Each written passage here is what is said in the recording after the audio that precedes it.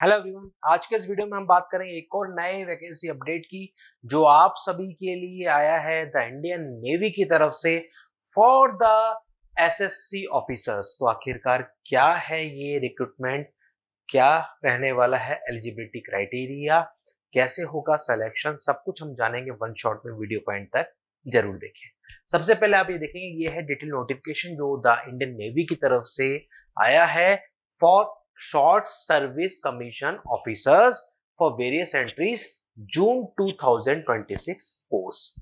Starting date रहने वाली form apply करने की 9 अगस्त, लास्ट डेट रहेगी 1 सितंबर, यानी कि 9 अगस्त से लेके 1 सितंबर तक आप ऑनलाइन अप्लाई कर सकते हैं। इसको समझेंगे। देखो अब यहां से हम सबसे पहले यहां पर आप देखोगे तो सबसे पहले जो ब्रांच या कैडर अगर हम कहें तो दे रखा है एग्जीक्यूटिव ब्रांच या हाइड्रो कैडर, जिसमें आप देखोगे कि बी बीटेक एनी डिसिप्लिन, कोई सी भी डिसिप्लिन में अगर आपके पास बी बीटेक है, इंजीनियरिंग डिग्री है विद मिनिमम 60% मार्क्स, आप एलिजिबल हैं।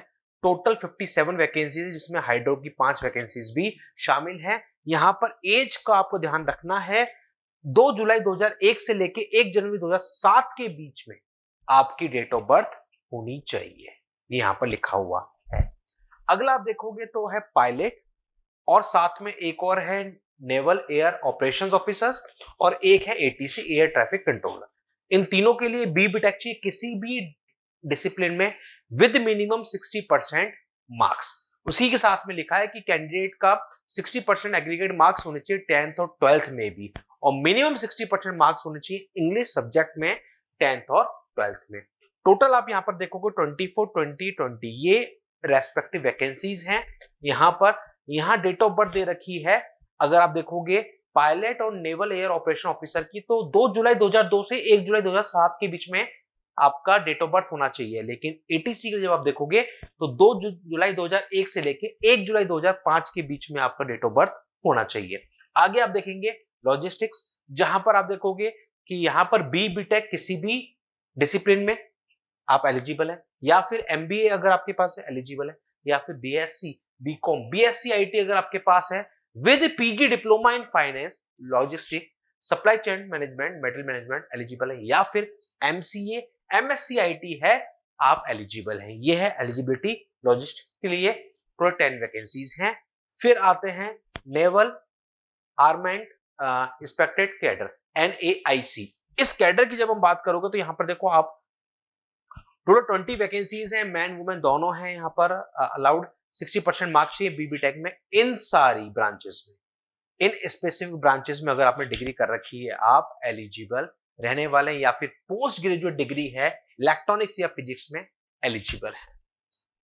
फिर है लॉ, इसमें लॉ की चाहिए आपको डिग्री। एजुकेशन वाला है, ये हम देख लेते हैं। एजुकेशन में आप देखोगे तो एमएससी भी है अलाउड, और यहाँ पर देखो बी बीटेक भी अलाउड है मैकेनिकल प्रोडक्शन इंजीनियरिंग में, या फिर बी बीटेक एमटेक अगर आपकी कंप्यूटर साइंस में एलिजिबल है, या फिर electrical electronics communication electronics and instrumentation में है एलिजिबल है, एमई एमटेक है एलिजिबल है। टोटल 8 वैकेंसी यहाँ पर ये रहने वाली है। फिर आप देखोगे important engineering branch general service, general service जो कैडर है उसमें आप जब आप देखोगे तो बी बीटेक की 60% इन सारी ब्रांचेस में, इन सारी ब्रांचेस में टोटल 36 है। एज लिमिट 2 जुलाई 2001 से 1 जनवरी 2007 के बीच में डेट ऑफ बर्थ होनी चाहिए। फिर है आपकी इलेक्ट्रिकल ब्रांच की जनरल सर्विस, तो यहां पर आप देखो बी बीटेक चाहिए, और इलेक्ट्रिकल से संबंधित जो ब्रांचेस हैं आपकी इलेक्ट्रिकल इलेक्ट्रॉनिक्स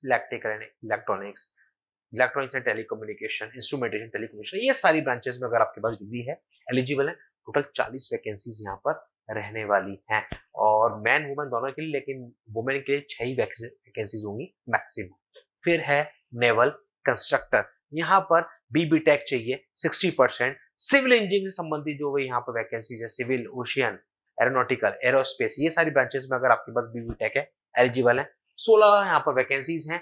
2 जुलाई 2001 से लेके 1 जनवरी 2007 के बीच में आपकी डेट ऑफ बर्थ होनी चाहिए। ये है वैकेंसीज का डिस्क्रिप्शन। फिर आप यहाँ पर देखोगे तो इंपॉर्टेंटली अप्लाई कौन कर सकता है, ये अपन ने देख लिया कौन कौन अप्लाई कर पाएगा।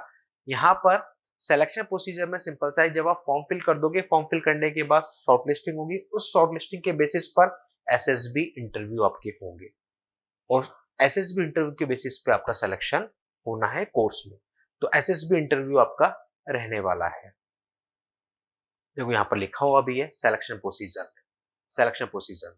अच्छा, पहले हम टेन्योर ऑफ कमीशन की बात करें तो selected candidates will be granted short service commission initially for 12 years extendable by maximum 2 years, यानी कि 12 साल की जॉब रहेगी, सर्विस रहेगी, उसके बाद 2 साल तक उसको एक्सटेंड किया जा सकता है। सिलेक्शन प्रोसीजर में मैंने आपको बताया जो आपके मार्क्स होंगे उसको नॉर्मलाइज करके फाइनल मेरिट लिस्ट बनेगी, उस मेरिट लिस्ट के बेसिस पर एसएसबी के आपके इंटरव्यू होंगे, उसके बाद फिर फाइनल आपका सिलेक्शन होगा इस पोस्ट के लिए।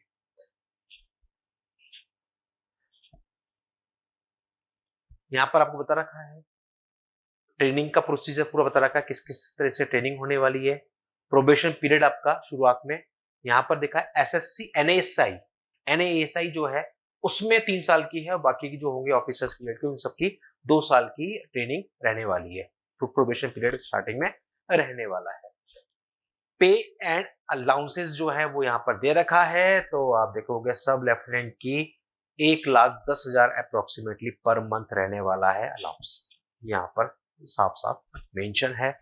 कैसे अप्लाई करना है उसके लिए www.joinindiannavy ऑफिशियल वेबसाइट www.joinindiannavy.gov.in इस वेबसाइट पे जाना है, फॉर्म आपको फिल करना है, डॉक्यूमेंट्स को अपलोड करना है, फिर उसके बाद डॉक्यूमेंट वेरिफिकेशन एसएसबी इंटरव्यू, वहां पर आपको डॉक्यूमेंट्स के साथ पहुंचना होगा और इंटरव्यू देना होगा। ये है पूरी डिटेल इस इंडियन नेवी एसएससी ऑफिसर से जुड़ी हुई रिक्रूटमेंट की। तो आप में से वो कैंडिडेट्स जो कि इस वैकेंसी के लिए एलिजिबल हैं, ध्यान से पूरा नोटिफिकेशन अच्छे से आप देखें, आपकी एलिजिबिलिटी को पूरा चेक करें, उसके बाद फॉर्म फिल कर सकते हैं। 1 सितंबर रहने वाली है ऑनलाइन अप्लाई करने की लास्ट डेट।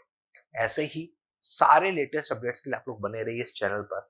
चैनल पर नए हैं, चैनल को सब्सक्राइब जरूर कर लें, क्योंकि यहाँ पर आपको मिलता है हर एक छोटे से लेकर बड़ा अपडेट जो आपके लिए जरूरी है। मिलते हैं अगले वीडियो में अगले नए वैकेंसी अपडेट के साथ। अभी के लिए इतना ही। Thank you.